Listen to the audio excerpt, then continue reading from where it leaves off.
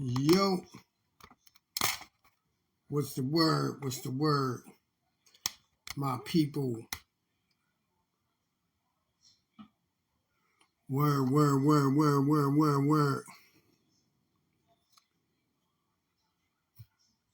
We are here in full effect.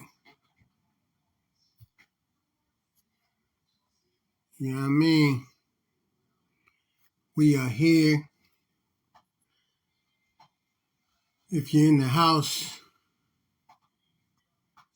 somebody say, yeah. You know what I'm saying? What's the word? If you in the house, somebody say, yeah. Word. Anybody in the house, if you're peeking, start speaking. It's like, nah, give me a sec, just one little sec. Hold on, y'all. We here live and direct. We are live and direct. What's up? We got my man, Calvin, in a physic.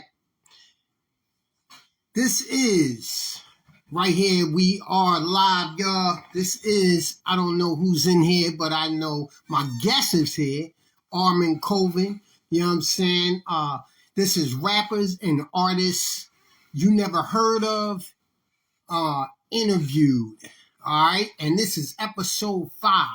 So I just want y'all to get on in here, show love, say what's happening. You know what I mean? I got my man Ardmend Calvin. He is artist. He's coming in. He's an MC, but he's coming in on as an artist. One of the most prolific hip hop artists of our time.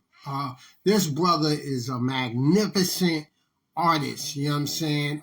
He displays his intricate hip hop cartoon comic style to the world. You know what I'm saying? And we're gonna get into him, you know what I mean, and how deep it is.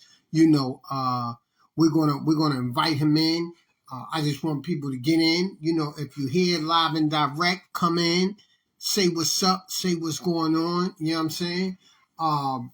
And find out who this brilliant brother is, this brilliant brother, Ardmend Calvin, you know what I mean, Chris, and find out how he get down in the art world, because I got a feeling you going to be in for a treat. You know what I'm saying? Let me say peace to all the other guests that came on prior to this episode 5. Peace to Mira Soul, you know what I'm saying? Magnificent, soulful hip-hop artist. Peace to Quote the MC, a dope artist out of the Bronx, my cousin, you know, very prolific in his views on us as a people. Peace to, you know what I'm saying, my man Quote the MC, Mira Soul. Peace to Bigger Dre in a physic, you know what I'm saying? Major Cat used to be down with the Lost Children of Babylon. Now he's you know, he's doing his thing on his own, Bigger Dre, and he's also he was down with Innovative Sound, you know what I'm saying? Also peace to K-Mac, he just jumped in here, you know what I mean?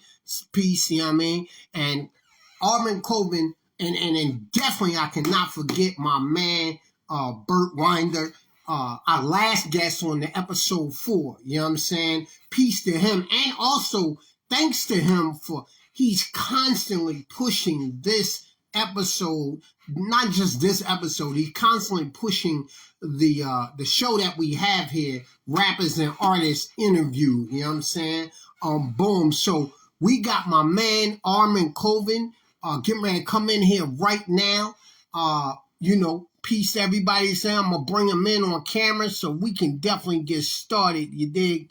And we gonna get it in, and we gonna see what's happening, right? And let's see what's going on with Mr. Ardmend Calvin. Y'all in for a treat again. That's what I'm saying. Y'all in for a treat again. You know what I'm saying? And I'm bringing Ardmend Coleman on. Hold on. I thought I brought in Ardmend Coleman. I think K-Mac, I made a mistake and brought you in, but I got to bring in Ardmend because he's our guest. I'm trying to touch the screen.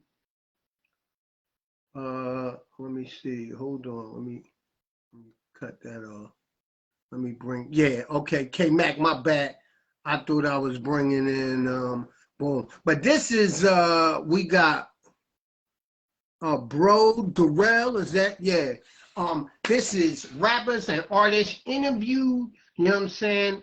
And rappers and artists interviewed. Rappers and artists you never heard of. And today our special guest is Ardmend Coleman. He's a artist, a comic book artist. He's a hip hop artist and a magnificent artist to our to this culture of hip hop, as well as the comic world, the comic book world. He's an incredible artist, and we're going to learn more about him today. So please, I want y'all to definitely stay tuned and check out him. We coming in live. This is rappers and artists you haven't heard of interview. This is episode 5. You know what I'm saying?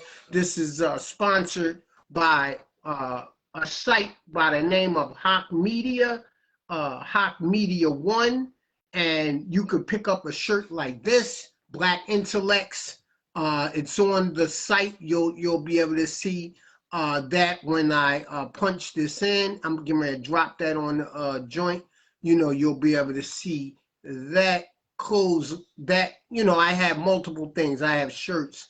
I have a hip hop book on Malik B from the Roots. It's on there. So we're waiting. I'm trying to bring in, you know, sometimes these things are technical, so I got to keep hitting to bring in Ardmend Coleman. Ardmend Coleman is our guest today. You know what I'm saying? Ardmend Coleman, what's up, brother? What's going on? What's going on? The magnificent super hip-hop artist and comic book extraordinaire. You see it all right behind What's going on? Yeah, what you got back there? I see that. I live with it. Got the what you got on back at all times. Right. You know? I see you. I'm trying to get the proper light. You know what I mean? Mm-hmm. Oh, you got the proper light. You got the proper light. You know what I'm saying? Let me finish giving you your introduction. Okay. This brother right here, for everybody that's watching, y'all know this is rappers and artists. Now, he is an MC. We're going to get into that, but the focus is this brother is a magnificent artist. You know what I'm saying? I do know him, and we went to school together early on, and we both took up art, but that's neither here nor there. This brother right here is a major artist in the comic book world, and he's been with major corporations in the comic book world. He's been with major networks in this comic world. It's blowing up more than ever. But before it got to where it's at now, and we're looking online and we're seeing all these comic books and a lot of black artists, he was getting busy before it was popular as it is now. Now it's not that comic books wasn't popular, but now it's to the height where I ain't never seen it before. I don't know if you've seen it like this before, but it's extraordinary. Chris Calvin has done professional work for MTV, Viacom, the Batman, DC, Marvel. I'm not sure. It was Marvel as well? All over, man. It was everybody at this point. Everybody. You know what I'm saying?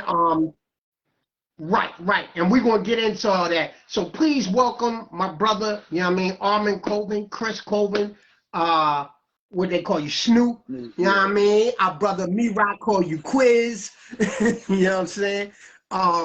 So please welcome. What's going on? How you doing, brother? Man, listen, we here. I'm just grateful to be here on your podcast, and I'm grateful to you for giving me some shine and my flowers and all of that, you know. And yes, I'm sir. Straight, no chaser. You see, I ain't. This me, you know what I mean? Right, you know, exactly. Raw, uncut. Exactly. You know what I mean? Right. I'm just happy, man. Happy to wake up every day to do what I like to do. You know what I mean?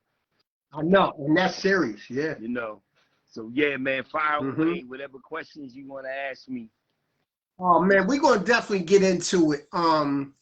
First of all, you know, how did you become an artist? How did you become? Because even though me and you've been around each other, and we you know, we did art together, and we met early on in high school. How did you become an artist? Like, how did that? Did you always know? I think it's that type of thing. It's an innate thing. I can't speak for nobody else, but for me, you know, you born, you're a kid, and whatever you start to get exposed to, if it's the right thing, like art is an easy thing to get exposed to because it's something that's going to be around you as a kid. I just so happen to be, it would have a different effect on me. I see somebody drawing something, or I saw a cartoon, I went, whoa, okay. It just had a different love. It just had a magnetic appeal to it, to me. And then I innately felt like I could draw that. You know what I mean? Right. Like, I just wanted to grab a pencil and paper. When I first saw animation, that's what I'm about to ask you. Like, that's like giving a piece of candy to a kid that's never had candy before. And they taste and go, what is this? It's sugar. Oh my God. You know what I mean?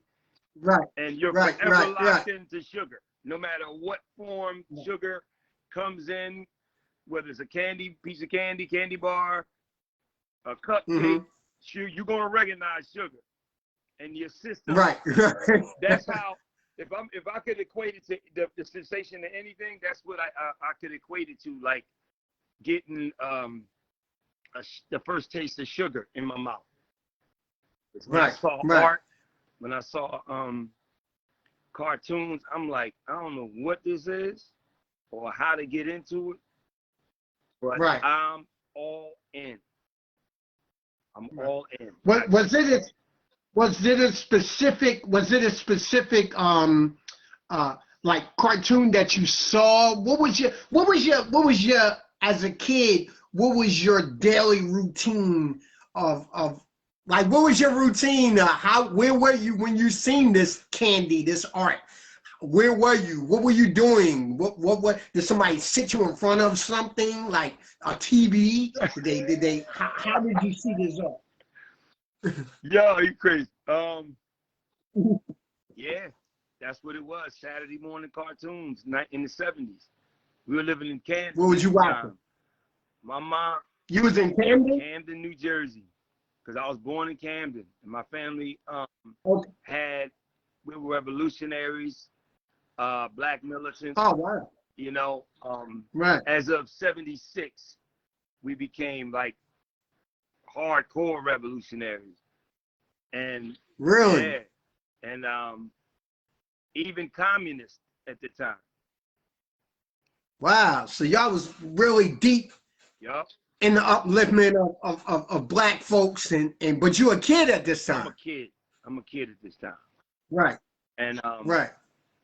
We had a grocery store. The movement that we were a part of, we all owned a grocery store called the People's Co-op. It was on Newton Avenue in Camden. And we would have pictures of like Lenin and other, like, you know, communist leaders and philosophers or whatever over the damn milk. Right. The milk aisle. It'd be Jonathan Jackson. There's photos of this. I've been trying to round them up for you. Really? So you can actually see this stuff. You'd be like, what? Now this is a store you're in, or is it a community center? My family was you said that. I'm sorry. Yeah, that when I say family, let me be clear. I'm talking about my mom, my stepfather, and all the other people that was a part of the organization. That we were this co-op, this the name of the thing I remember the store we had was called the People's Co-op. And, Okay, right. It was, my step-pop could give you way more detail on it, but I remember being brought up and reared in that communal cooperative economic base. And right. Little did I know it would mold and shape my life the way it did. Right. You understand what I'm saying? Right. And Right. Yeah. But, go ahead. You know, I'm gonna loosen up more as this interview goes on. You know what I'm saying? I'm racking my brain trying to answer the questions correctly, but I'm gonna loosen up. You know. Yeah, no, I know. You emotion, you all right. But that upbringing was pro-black, militant as it got. We were there with Move, you know, John Africa, all of them. Right. We were down with all of them. Right. And I was there when they were murdered in that 1985 bombing. Wow. It was crazy. We did a lot of grassroots stuff. We would be the family on the block that would make a gigantic missile and put it on the top of a van and be riding around with a bullhorn with all kinds of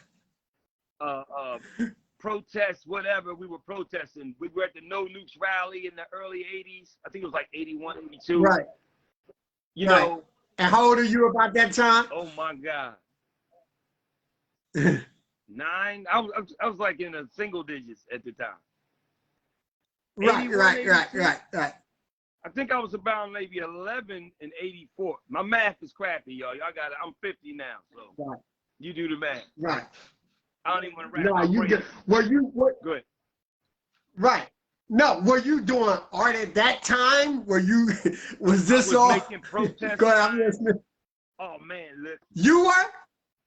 Yeah, they were at that age. Go ahead, I'm listening. Now keep this in mind. When you with some protesters, when you live with militants and protesters, it's an artist's dream because they're always buying paper, gigantic signs with fat markers. You know the graffiti markers to draw the diameters. Yeah. Only thing is you get higher than you'd be high because you're a little kid smelling the marker smell. Right. And they probably powerful markers. I never knew they made markers this big. They were bigger than my hand. Big fat markers that made the big. Right. The squeaking sound. Right. But you were kidding because you'll come downstairs. Now, this is the thing. When we moved to Philly, because I'm going to jump ahead. When we moved to Philly, we had a 3-story house, but we moved to the top 2 floors and turned the downstairs into a community activity center. Where we... And where at in Philly? Was at 2108 North 20th Street. Oh, you in the heart of North Philly? Heart of North Philly. We went from Camden to the heart of North Philly. In fact, I think it was the winter of February. That weekend, we moved in on a cold night. We didn't even have heat. The house was gutted. We had to rewire. Well, we had electricity, but we were living off propane tanks for like the first year. Wow. Yeah. That was revolutionary for real. Had to be remodeled. You know what I mean? The house was gutted other than we were able to immediately get electricity, but we were living like people, like squatters that would just take over an abandoned building. That's how we were living. Right, you know what I'm saying? Because you still... the property was gutted. You know what's funny? The property is still there to this day as far as its color and everything. It looks exactly the same on the outside. Wow, really? That long ago? Yeah. I hated the color on the outside. It was just ugly, dull, dilapidated gray painted color. All the other houses were pretty red brick colors, and we had this standout ugly gray house. And it's still like that to this day. And we did a lot. You might have to go back and paint it. Huh? Yeah. You might have to go add your color schemes and all your, I mean? It was crazy. It was so ugly, I was embarrassed to have friends over. Even though we had it looked good on the inside after we got finished remodeling it. Boy, sheesh. You didn't want to take no pictures out front of that spot. Wow, right. It was. Yeah, man. It was, and being an artist, man, it's all about aesthetics with me. I'm like, dang, why we gotta have a jacked up crib on the block? Or at least it looked jacked up on the outside. My family was no frills, man. It was about function more than form. You know. I wonder if that's where a lot of your imagination came from because of that. Is that it? Where you're going. Yeah, when you lack something, you'll make up for it in another area. So right. You could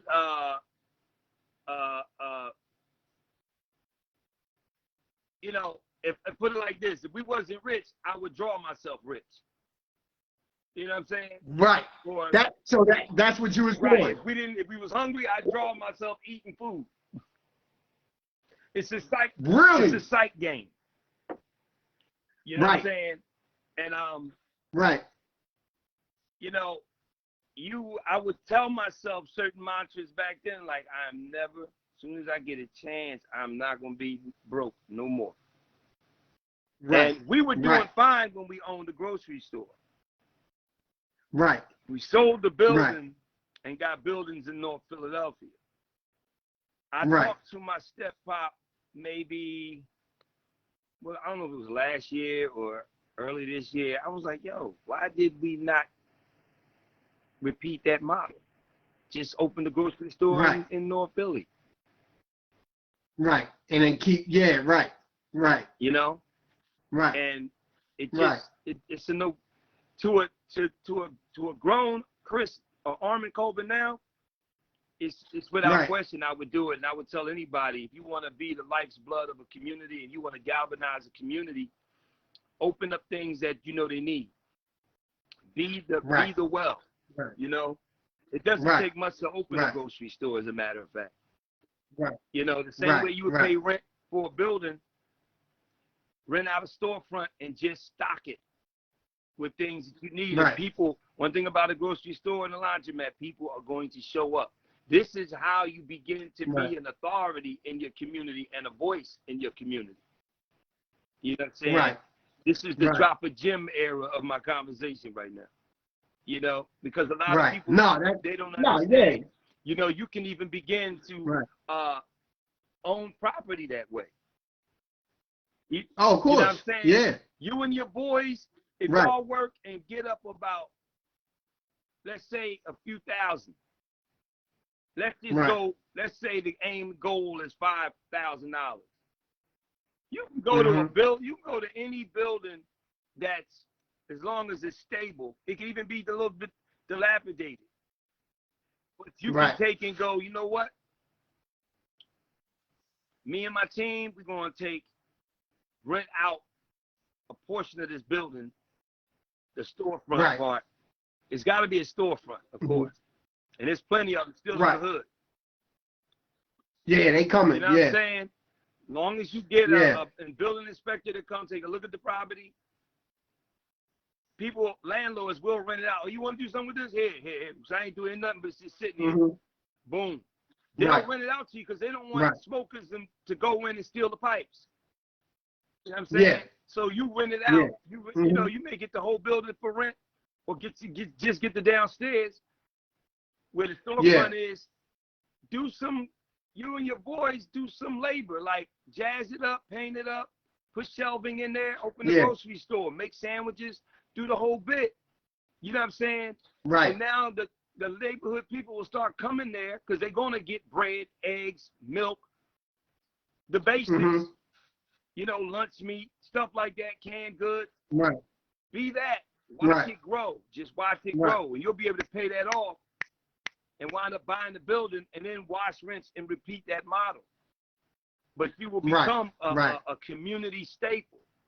You see what I'm saying? Right. And then don't forget. Of course. My mom and my stepfather always say, if you build a fort, you need to be able to protect it. So you get your squad, get your guns. Yeah. Legally. You know what I'm saying? Right. You gotta arm yourself. I don't hear that stuff about gun. No, get your guns. Because criminals, you can do gun control all you want, but a criminal is going to get guns, which is the stupidest thing I've ever heard. We need gun control and all that. Yeah. A criminal always finds a gun. That's why a criminal is called a criminal. Right. Right. You know, all you're doing is handcuffing me and my ability to protect myself from the criminal. He's already decided he's going to commit crime. Right. Exactly. You know, so it's just idiotic to me. But whether, you know, at the end of the day, you must, if you build a fort, you got to protect it. You know, don't bring nothing to the table, be the table. Be the well. Right. You know, but that takes a forward-thinking, responsible thinking. You're saying to yourself, I'm going to take responsibility for me, my family's welfare, and the extended family, which is the community. You know, I didn't mean to go on this long about that, but that has to be said because I barely hear it being said by, you know. But go ahead. Well, yeah, I mean that's part of your makeup of how you became a artist. You know what I'm saying? That's the story we gotta hear. You know how you was able to cultivate that into your art. Because at that age, you seeing a lot. I mean, that's a lot for a kid to take in at 9 years old. You're seeing revolutionary. You're making signs. You're seeing a co-op aesthetic taking place. You're seeing actually a real culture building, and you know, and as a kid seeing that, you know, and you being an artist, you're taking all that in. Yeah. You know what I'm saying? You taking all that in. So now, with that said, I gotta ask you this: what did your heroes look like on page when you started to do your art? How did your heroes look on page? Did you draw these type of heroes that you were seeing to move, or the signs that you were drawing? What type of stuff were you drawing? What did that look like on whatever you were? I don't know what you were drawing on, pads, pens, the wall. Could be. What were those heroes looking? Now that you got all of this revolutionary concepts in your head. Well, at that time, you hardly saw any black heroes on television. You know? So what you do? So I was drawing what everybody else was seeing. I was drawing the Super Friends. You had Black Lightning, right. You know, and of course the Black Panther. You know, he was out back then. Right. But to be keeping it. Did you see that when you were young? Did you see Black Panther comic books? Because when I started out, I didn't know this how bad it was growing up. Comic books were sold at pharmacies. Right. You know what I'm saying? Sunray, all that kind of stuff. But by the time we moved to Woolworths. Right, Cooper's. That's right. I was going Right. They sold those books. But by the time we got in the 80s, those stores were drying up. You wasn't getting them like that. So where was you going at that time? Right. Where was you going, and what comic books were you getting at that time? You would get the grab bag comics. What'd that mean? Grab bag comics. I call them grab bag comics because what you got. Oh, let me back up. In Camden, there was a malt shop called Al Cutrights. He sold Al Cut. He sold whole comic books. But when we moved to North Philly, you got the grab bag books. The pharmacies were trying, the black-owned pharmacies like a Cooper's or Sunray. Sunray, around on 22nd Street. And 22nd. In North Philly, right? We out of North Philly. We out of Camden. It was 22nd and Diamond across from the Johnson homes. They would have. Oh, okay. That's where the famous was. Yeah. A lot of famous people came out of that project in Philly. But go ahead. And Raymond Rosen project. But go ahead. So right up at the next light. So you had the Johnson homes and then Raymond Rosen project. And 2 blocks down was my block, 20th Street. Okay. I went to St. Elizabeth Right. with Dawn So, man, Staley and Hank Gathers went. I was there when right. she was there, but Right. she was older than me, and she was like an upperclassman. Right. But Right. you would go there to those and the little Right. mom and pop corner stores that had the banging cheesesteaks. You would go there, but they would always have what I called the grab bag comics, which was comic books that didn't sell. In order for the store to get their money back, they had to tear off the covers or half of the covers. So what? And how did you pick them? How did you pick your comic books? The fact that they tore off that cover. How did you pick them, and what was you looking for? The artwork you saw that was exposed on the interior, because you would get like 3 or 4 books in a bag. At minimum 2, but you would get 3 or 4. Because they illegally still sold them. They would take all them books that was torn, the covers were torn off, have them put into a bag that had a 50-cent label stamped on them, and then they put them back on the rack, and you'd be like, oh, what is this? All you knew is that you paid 50 cents, and it was catch can, it was whatever it was, unless you could read and see that that's Spider-Man, or that, you know what I'm saying, from the wording or from the imagery. So I was getting all kinds. You would get Spider-Man, and then behind that would be an Archie comic. Then behind that would be whatever the hell it was. You know. And I would be mad as hell because I didn't understand, like, why did they damage these books? Why they had the covers ripped off? Of course, I didn't know how, you know, the publishing hustle was at the time. So it's funny, so I think about this. We didn't. How did you develop your skills? Huh? Right. How did you develop your skills in buying comics? How did you start figuring it out? Like, oh man, like how did you start getting the good ones that you wanted, and what were the good comics that you felt were incredible? Like at that time, at that age, I knew somewhere in this godforsaken land there was a comic book other than a store other than Al Cutrights that sold whole comics without the covers ripped off. And when did you discover that? It was definitely in the 80s. I found out about Fat Jack. Okay. And I'm trying to remember who. Now you still, what age are you at this time? What age? 11. Okay.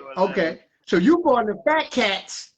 Oh, it's Fat Jack. After you discovered, Fat Jack comic. Fat Jack. They still there to this very day. They still in that same block. As a matter of fact, they have multiple locations. Right. So now that you left the drugstore with their grab bags, and now you going into Fat Jack. How does that feel? What does that feel like now that you're discovering? It is so weird walking into a store. Because Al Cutrights would only have comics on a little rack, right? They didn't specialize in comics. But when you walk into a store that did nothing but specialize in comics, your brain would have an explosion. It's kind of like this poster back here. You're looking at wall-to-wall, never-ending comics with full Technicolor covers that would blow your mind. And I was in heaven. You know, I was in complete heaven. I went, this is where I want to be. You know what I'm saying? What was the first character that you adapted to? Who was your character that you loved? What was one of the... Spider-Man. I think that's everybody's one of their favorite. Why Spider-Man? Why? What was your reason? Spider-Man had a TV show back then. It was Spider-Man and the Hawk, because the Hawk had a TV show, Lou Ferrigno. But Spider-Man also had it. Marvel was killing it with them shows back then. It really was. Right. Then Captain America had it. And they were cheesy as hell, but they were cheesy. You couldn't tell me nothing. I was hooked. Right. I was hooked. Right. And the guy that played, there's a scene in the Hawk where he's like, Mr. McGee, don't make me angry. You wouldn't like me when I'm angry. Right. The dude, his real name was Jack Colvin. His last name was Colvin, I think. Okay. Oh, his last name was Colvin. Like, look, Are you related to that dude? I always wanted, because my last name was Right, so right, this right, is the kind right. of stuff a kid is thinking. But I was locked into the Hulk, Spider-Man, and this is what began my love affair with New York.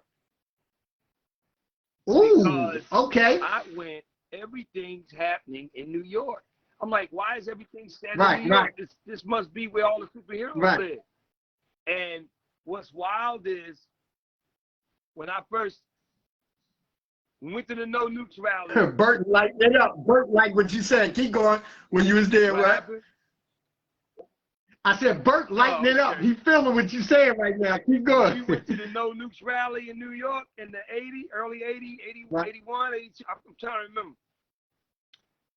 What was that? Bro, I saw all the stuff that the artist was drawing in the comic books. You see the Empire State Building. You see, you're like, oh, they go to Plank. They go to the rooftop that Spider-Man was standing on, and your brain. Right. But when you think about it, these are the references that these artists was drawing when they would get an assignment. They'd walk through the city of New York, sit on a rooftop, and just draw rooftops with Spider-Man and Daredevil on them to leap off of and stuff like that. And I had a game that I would play. I would try to see if I could spot anything recognizable in the comic and match it up to that, that was on Bleecker Street. Or like a lot of people don't know that the Doctor Strange building really does exist. Wow, really? Where is it? With the window and everything? Yeah, it really exists. What building is that? Huh? Oh, really? Oh, yeah. What building? Where is that? My buddy Rob can tell you exact location, but it is in the village, if I'm not mistaken. Okay. So that building exists. But it does exist. Right. How old are you? You playing these games with yourself? That's interesting. You playing these that's the building they had in. Now, this is from you looking at your comic books. Am I correct? And if the artist was right. Now, how old are you at that time? How old are you? I'm around 10, 11. We still around there at 10, 11. Oh, you still young. 12. Right. On my head. Now, we all these revolutionaries. My parents like, we ain't putting up with that. And I'm the one running the other way like, look, I just want to watch some cartoons. Because everything's so serious at home. Right. You need a balance. You breaking that up. Balance, a counter. You know what I'm saying? Yeah, so it's like, all right, Mom, I just want to watch cartoons. And then my parents would always try to find, my mom and my step-pop would always try to find some way to stop me from watching cartoons. It was the craziest crap you ever wanted. Right. What's some of the things they would do? Yeah. What's some of the tricks they would try? Clean the house on Saturday. All right, I'm going to clean the house on Friday. Then Saturday, I just want to get up and watch cartoons. And then they find another job that I ain't know about. Well, we got to go protest downtown. We got to make signs for this protest. No nukes. We did no nukes. Well, you're going to do more no nukes.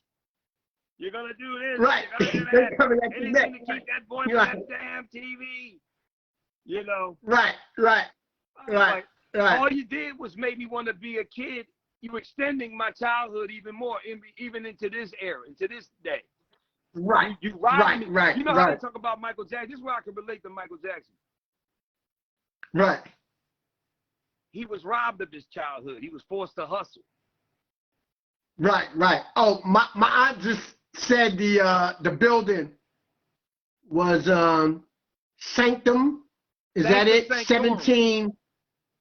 Yes, Santorum. She got it. Yep. On 177A Bleecker Street. There you go. Right. Be on it. Right. Checkers. Right.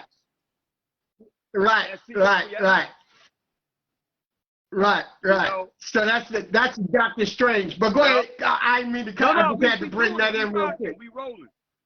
Right.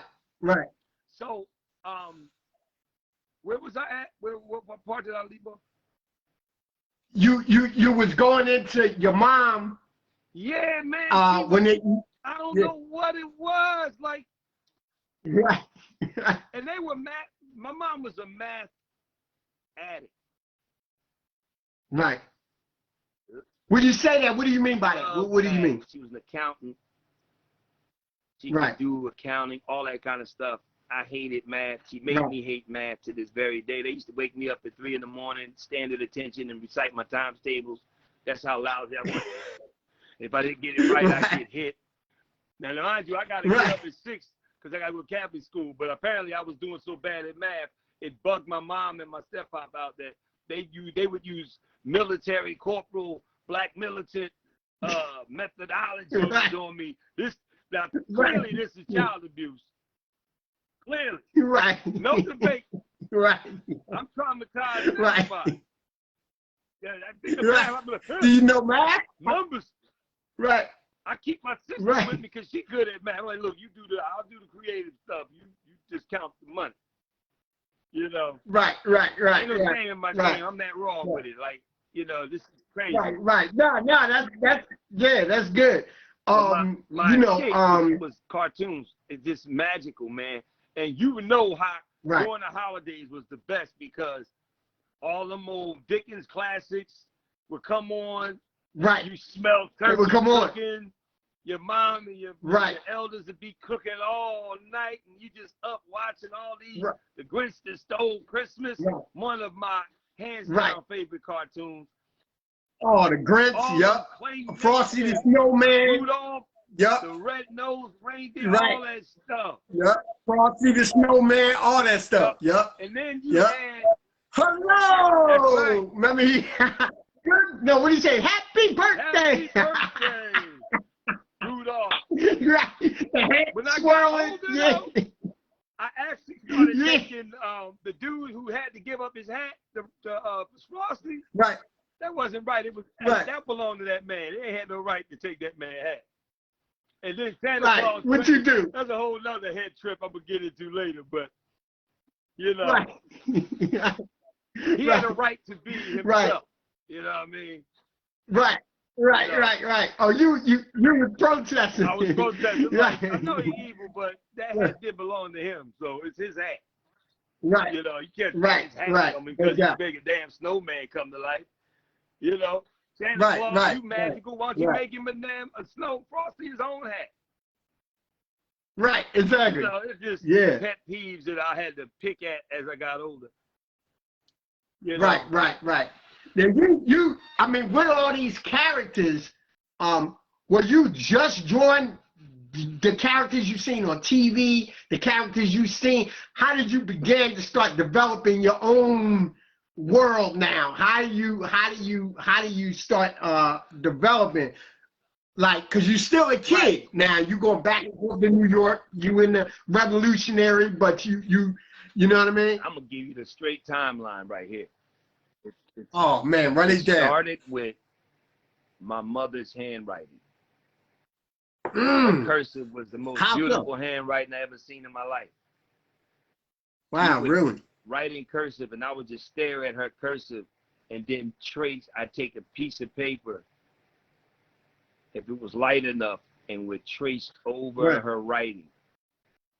I didn't really read what she was writing. I didn't know how to read that well. I'm a kid, this is when we were still living in Camden. And I would just trace over her writing. I was just attracted to those lines. I don't know why it had a fascination with me. It was just waves of just my mother's handwriting, her penmanship. And I found out she was an artist too. Like, she could get busy. But she didn't pursue that. She did when she was at Temple. She went to Camden County, and then she went to Temple and took an art class. And then I saw a lot of her charcoal drawings. Man, if I could just find those drawings.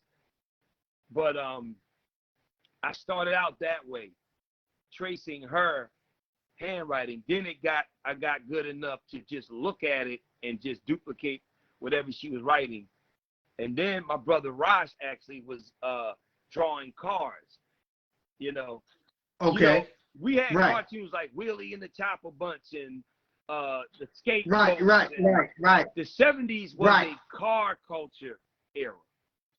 It really was. Because that's what I used to do. Draw crazy cars. You had all these hot rod movies and Beats blanket, bingo, and all this crazy ass stuff. Eric Von Zipper. Right. Yeah, oh man, it was major. Yeah, Hot Rod. And here it go again. The Herbie and the Love, bro. All that crazy. Speed Buggy was a cartoon that had a big effect on me. Because that damn Speed Buggy to this day is a car I fell in love with. Speed Buggy. The wheels, the design, Speed Buggy, every day, all day. As a matter of fact, now that you got me going, I'm going to get the compilation. I got to find out where I can get that compilation because I've been collecting on the low. I've been collecting all those old shows that I grew up on. I just watch them. I love YouTube for that. You can go on YouTube and just look at this stuff. But that's the beauty of it. I got to have it compiled in my own archive so I can, because I don't know. We at World War III right now, so I don't know if TV get cut off. I can still put a disc in and watch that stuff. But Speed Buggy, man. Wow. Speed Buggy. Right. Josie and the Pussycats. Oh yeah, definitely. With that damn van. My friend. Yeah. The Mystery Machine, all that. Yep. All that stuff was that was great. Yep. And then my brother would draw those cards. Raj. Okay. My brother Raj was actually good. He was real good. And I was like, ooh, he's drawing cards. So I went from my mom's handwriting to imitating him. I would trace over his cards. And then I started drawing my own cards. Because around this time, the big thing out then, like I said, is a car cultural era. So Tyco and Hot Wheels was hot. The Tyco racetracks, the beautiful. Oh man. God, let me tell you something. Let's really go there. Them beautiful painted Tyco racetrack boxes that the racetrack would come in the car with the fast rubber wheels. Those paintings, they were acrylic and oil paintings. They weren't photos. They were incredible. These paintings, the artists that they got to do those paintings on those Tyco boxes. Yeah. They made you, and that's funny you say that because I was about to say, where did you start? Because you got a unique color concept. Like your color concept is incredible. Well, I ain't gonna show that yet, but your color concept is incredible, right? That's what I was about to say. Where did that come from? But that's where it came from. Just watching those. I love striking colors, man. And comic book covers were striking colors. Had striking covers. One of the things that bugs me out right now is that just the opposite is happening. All the computer coloring we got in the world and comic books look the most crappiest. They don't have any of the zest or power they used to give off. They don't have it. If I can pull up, I'll give you an example. Bring on. Because it's funny you saying that. Because your color concept is you got a brightness. I don't even have it on me. And you understand it. You understand color theory and stuff. I don't, and it's funny, I don't even have, if you got something of mine in front of you, cool, because I don't, other than this poster, I got a color joint.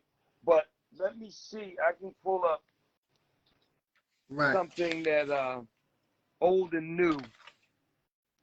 That because I got the like this is not your what's the name comic. Go ahead. But that illustrates exactly what I'm talking about. That magazine. Yeah, y'all see that? Right. It's all about y'all see that? Yeah, the colors. The colors. Right. It's all about the color scheme. Right. The power of the color. Right. It's standing out, striking. You know what I'm saying? Right. There's a difference when you look at something like, and that's Afrobat. That's one of your comments. We're gonna get into that. But go ahead. I'm listening because the reason I'm bringing that up. Your color. And I was gonna ask you how'd you get into that, but you actually answered it. Okay. Because when we were in school, you know this to be true. when we were in school, you know, we were tripping off a lot of your stuff. Even though we're artists too, we're artists in school, and we are oh yeah. Bert, you see what Bert said? That he right. He said they trying to dull the scenes connected to our imagination. Yes, sir. Look at yes, this. sir. That's where you. This is a modern comic, right? It's only a few years old. Right. See how all right, they highlight the guy in the center, but the rest is dull, right? Here's another one, right? This is a graphic novel. See how dull that is? The lighting on it? Right. Pull it back a little bit. Pull it back just a little so they can see it. Yep. Right. Now, check this out. This is what you and me grew up with. Look how powerful that is. Right. Pull it back. That's the stuff. Yeah, that's the stuff I like. Yep. See how it jumps at you? Right in your face. You know. Right. Right. And that's how you come with it. And that's why I go. It's so crazy, man. People don't know the psychological effect that has. That's what I'm. Right. You know, and what is that? What is that? There is an agenda. What is that? Break it down. They're riding. How can I put this? Today's industry is living off comics, but they're trying to kill it while they're living off it. Right. They're trying to ride. Okay, y'all, this is what y'all on. Okay, y'all on it, but we're gonna ride this right into the ground until you ain't on it no more. Till you. Right. I plug my phone in because it's saying. Right. Yeah. Chop that in. We're gonna ride your thing into the ground till you lose interest, and you won't even know why you're losing interest because it's subtle. The attack is subtle. Right. This is the subtle attack. All this technology we got, and you're making dull covers. Right. And we should be turning up with this. Right. Exactly. How is it that this is more exciting to see across a room than this? Right. It's dull. There's something. Yeah, it's like we want this. Yeah. This dull, gray, sepia tone nightmare. Right. When we grew up. He said nightmare. Yeah, them covers would jump out at you. Yeah. Here's another example. Right. Everybody's saying facts. Bird is saying facts. My aunt is saying, yeah, that's so deep. It's true. Because we watched this happen. Yes, sir. Look at that. Pull that back up, Chris. Pull it back up. Put that back up. That's a great example, too. Pull it back a little bit. Yeah. Pull it back. And just keep it there for a minute. Yeah. Keep it there for a minute. Right. That's key. Now, how did you learn to start getting that color? How did you start learning that? Because that's a technique. Not only, well, go ahead. I'm such a student of the game. I love everything about comics, animation, the heart, all the stuff behind it. I'm fascinated by it to this day, even though I've done it and I continue to do it. It's what wakes me up every day. I go, what are they using? There was a book. Oh my God, where is my book? It's not up here. There's a book. What was the book? It was called How to Draw Comics the Marvel Way. And then they put out a gigantic book called the Marvel Tryout Book.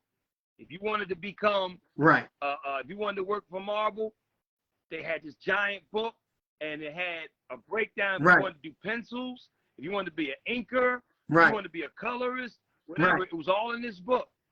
And I drew in that book, and I took it to a convention, the Creation Convention, back in 1987 in New York. Wow, young boy, you still a young boy. I'm young. Go ahead, I'm listening. My mom was scared to death, didn't want me to go. My dad drove me up there, not my stepfather, my dad. He drove me up there and my brother Rosh in his van up there, because I wasn't allowed to be there by myself. But they only paid for one ticket.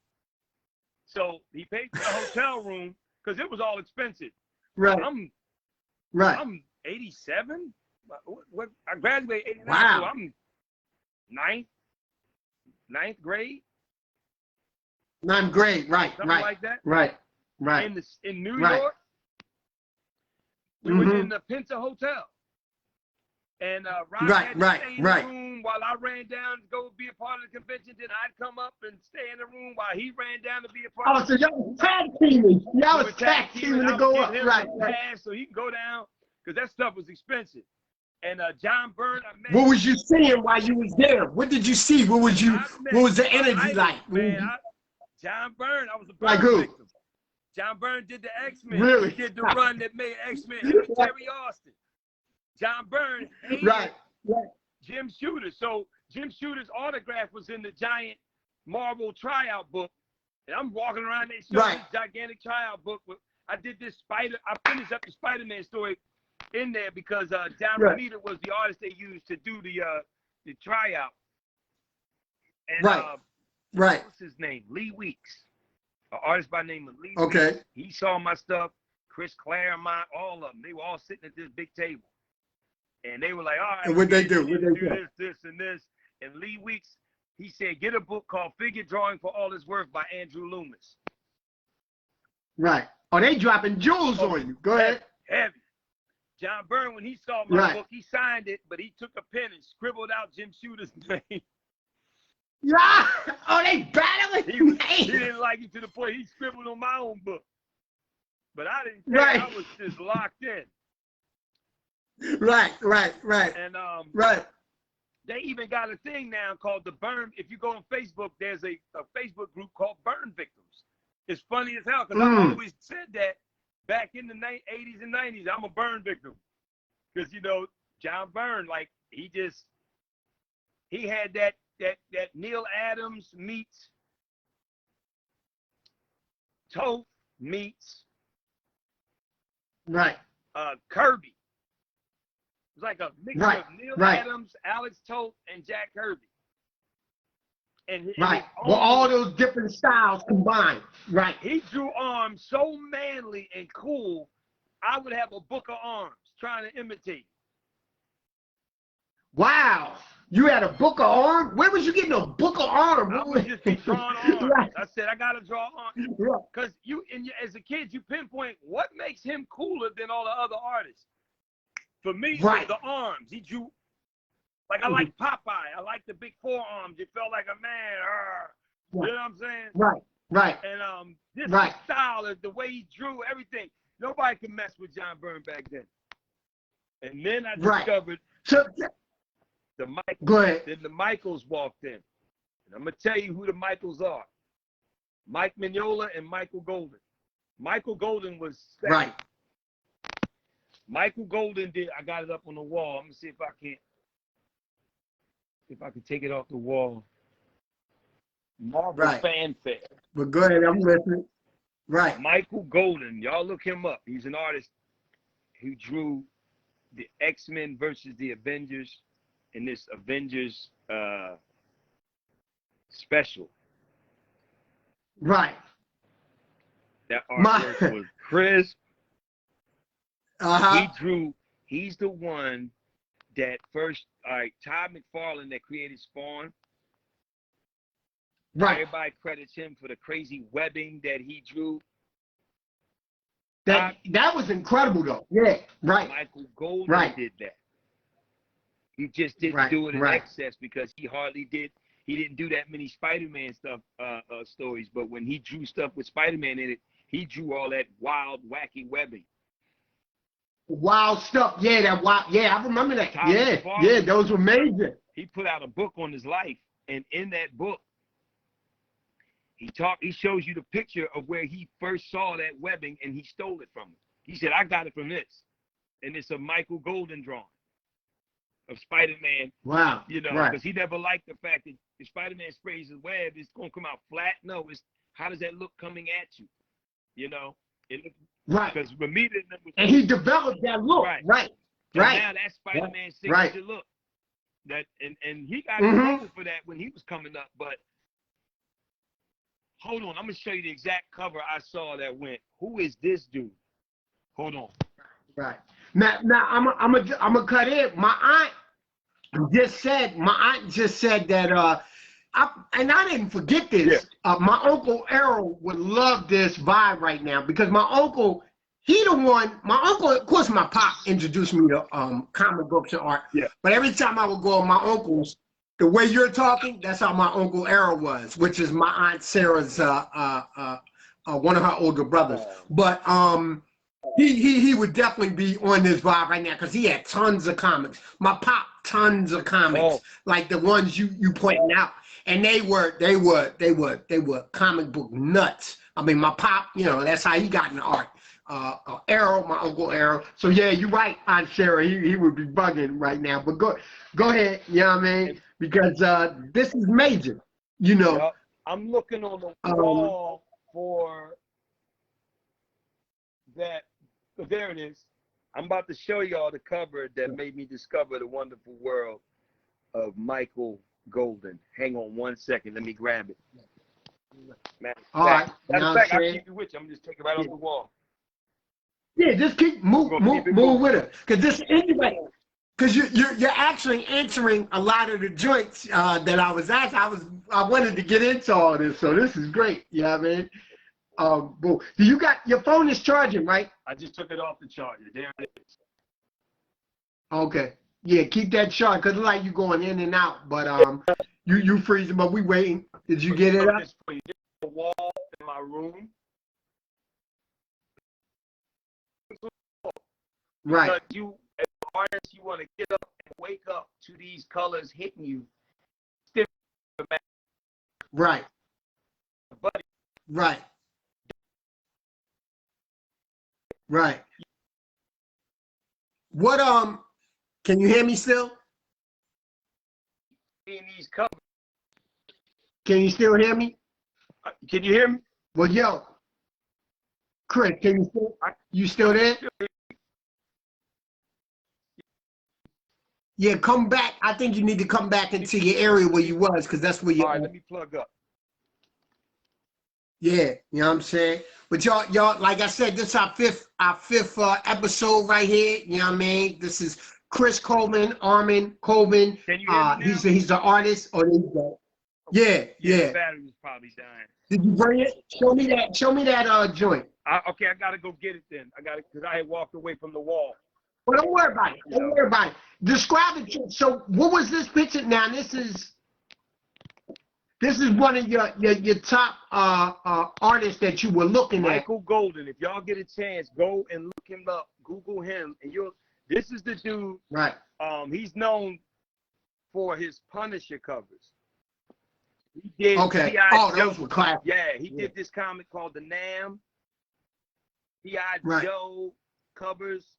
Right. Punisher. Right. Hold on. Right. Oh, I got some of the stuff right here.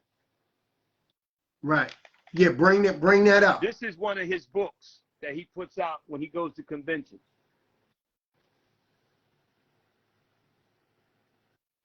Put it up.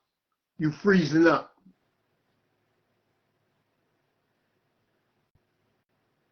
Yo, you freezing up. Am I freezing? Yeah, you freezing up. Okay, did I come back? Am I straight? Yeah. Hold on. Yeah, you back. Well, He look, autographed let me get it. Right. That's it right there. Oh, that's it right there. I'm gonna show you. Right. I'm gonna show you some of his work, and y'all be the judge. Right. So you were really in depth with. Can you see? I'm waiting. Am I still freezing? Yeah, your screen breaking up. But let me see. Pull it up. I'm plugged in. Right. Am I Yeah, put up the comic book that you want me to see, that you want us to see. Yeah, I can't see it. Artwork in it. He's got a bunch of books. This is the one that was right in front of me. I'm about to show you some of his stuff. Okay.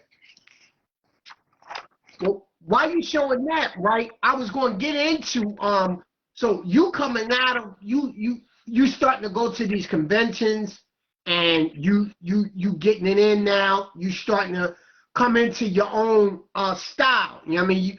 But what was interesting, because you were breaking down, you were just drawing arms. Was that a technique you was just doing, like just drawing arms, just drawing certain sections? Yeah.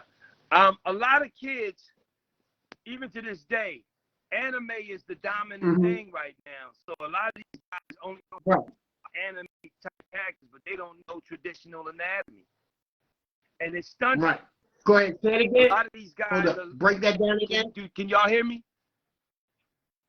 Yeah, you were breaking up. Is there a certain part in your room where you could be at where you don't break up? I'm back in the spot that I started in, but it might have to charge the phone. Right. That's probably what it is.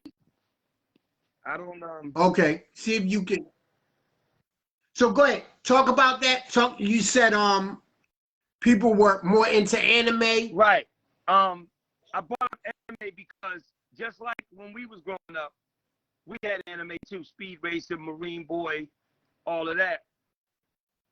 I saw certain artists like Michael Golden, Mike Mignola. They are the ones that made me want to learn real anatomy. Right. Now, you're in for a treat. Good. Because artists go through this too. When you're coming up, you're mimicking somebody else's style. Right. At some point, you go, well, what is my style? And that's what I'm getting. When did you discover that? I got the actual book that helped me develop my style. I got it right here. Right. If you could show it real quick, because it's still not clear right now. You breaking up, so I want to kind of, yeah,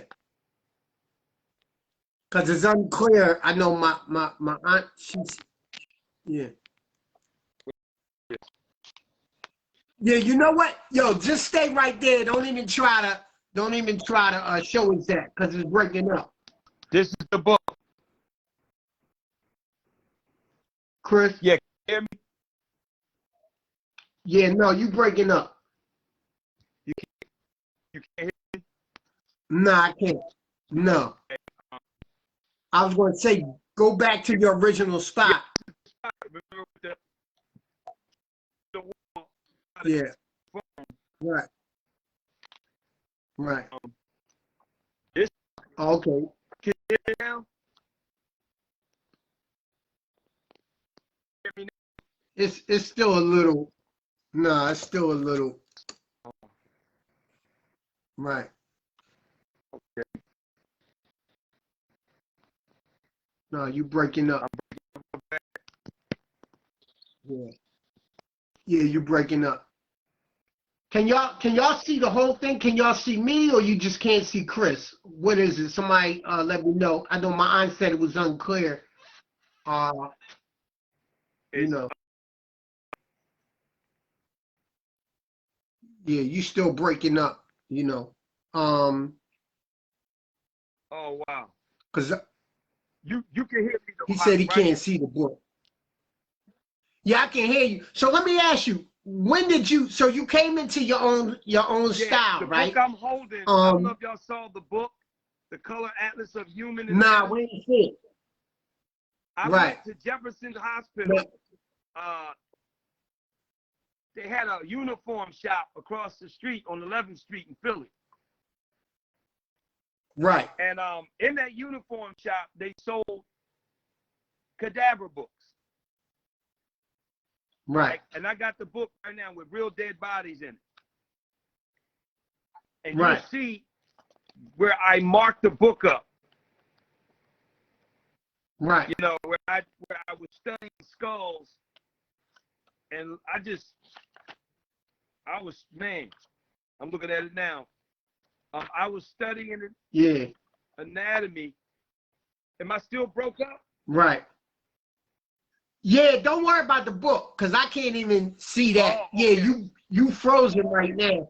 Yeah, you frozen. Oh, man. So I don't know what's going on. How you look on your charger?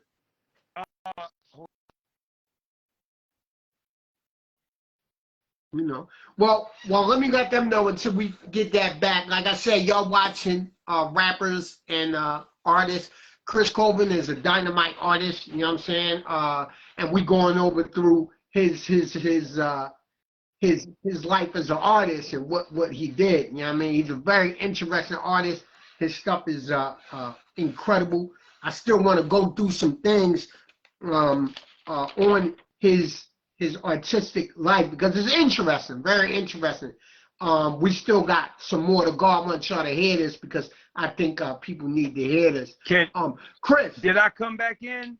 No, I was going to say if you cut off and then come back in, is your phone charged? My phone it still has to charge.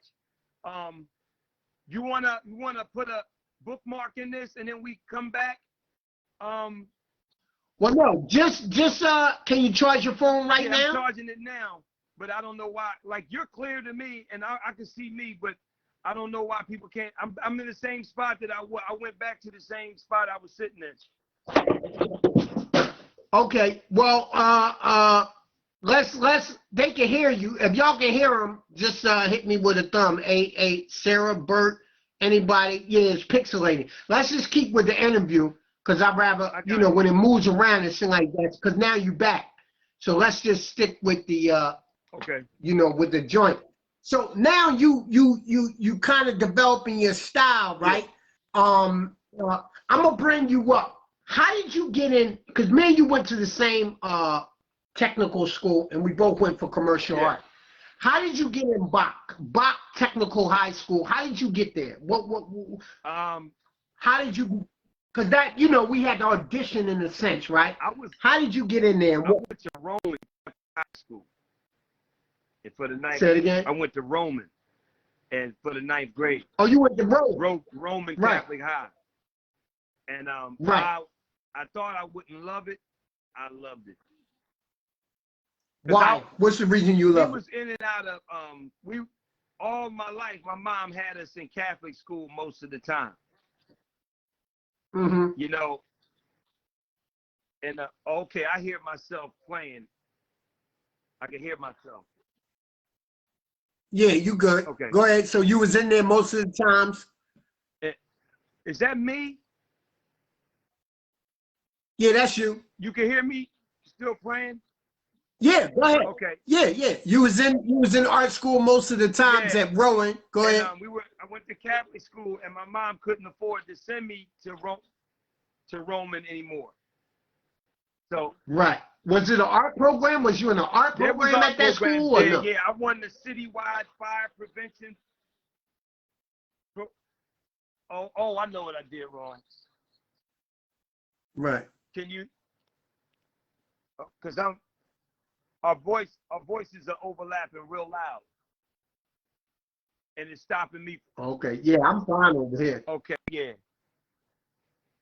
All right. Let me see if I can do this. Okay. Yeah. We went. She couldn't afford to send me to finish paying it to, so I had to go. My brother Ross had already went going, so I just followed him. And he think Masterman to Bach, which was like. Mm-hmm.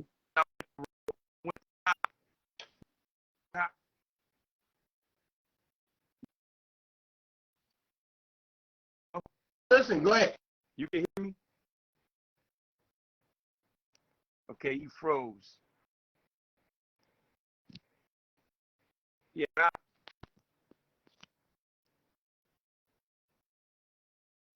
Your screen froze. Yeah, I was saying no. I was saying if I could change. I thought it was something on my end, but it's not. I was just checking. But so go ahead. She couldn't afford to finish sending me to Roman, so I went. Okay. Yeah. Oh, that's that reverb. I don't know if that's reverb or whatever the hell you call it, but she couldn't. Yeah, they said there's no sound. Yeah, and the sound is playing back as I'm talking to you, and it's throwing me off. It's all kinds of wacky. All right, well look. All right. Well, we're gonna see if we can I'm gonna see. To do a Do part y'all two. still hear anything? I'm down to do a part 2. Yeah, we can. All right, we can do a part night. 2, and right, and I won't go into because I really wanted to get into your career and how to, because that's a whole nother story. Right. You know what I'm saying?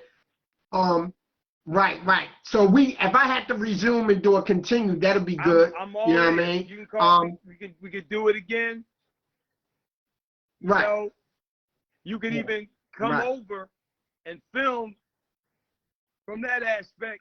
Well, right. You know what I mean? If you want to do even more in-depth type of thing, we can do that as well. And then I'll show it tomorrow. So that's what I'll do. We can do that, and I'll have a continuation if we got to do that.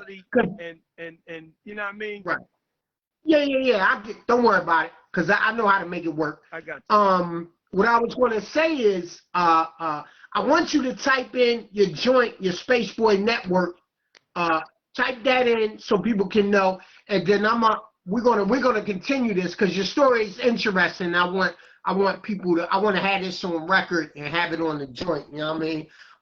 This is Chris Calvin, Ardmend Calvin, and he's an artist, a comic book artist. So this is our art part of the artist section of rappers and artists. So this is what I wanted to show people, the artist side, because the artist side is real in depth, and a lot of the artists that we're going to be coming on, like yourself, this is the caliber of art that they're doing, you know what I'm saying, especially with the comic book world.